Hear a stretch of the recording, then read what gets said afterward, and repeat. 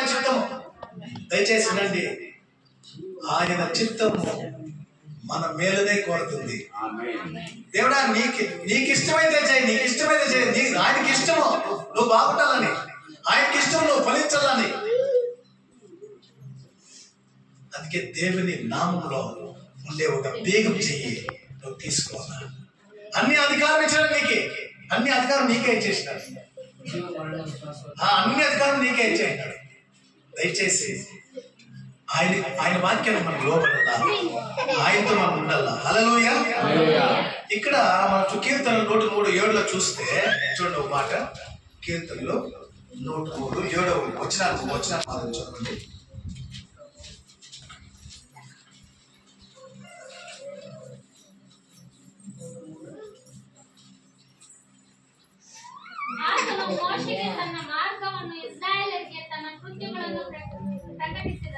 చూడండి, ఇక్కడ మోషేకి ఏం చేస్తున్నాడు? తన మార్గాన్ని చూపిస్తా ఉన్నాడు.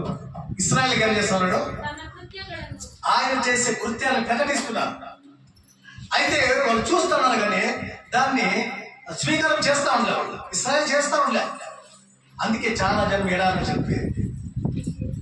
చాలా జనము ఆ పాలు తేనెలో ప్రపంచ దేశానికి ఎంత పోయి? ఇద్దరు మాత్రం పోయి. 8,000 జనం కలిసి వచ్చింది. 40 లక్షల మంది ఎక్కడ వచ్చింది? పాలు తేనె ప్రపంచ దేశానికి నడిపిస్తుని వచ్చింది. వాటికి దేవుడు పక్షపాత వాళ్ళంతా సంపేస్తాడు. దేవుడు ఇద్దరు మాత్రమే. అంత అర్థం ఏమంటే దేవుని మీద కొనగొట్టి దేవునికి విరుద్ధంగా మాట్లాడి ఎప్పుడు కూడా నెగటివ్ మాటలు మన నోట్లో ఎప్పుడు నొక్కి మాట రాదు. వచ్చి చెప్పి ఏమైపోయినాయి?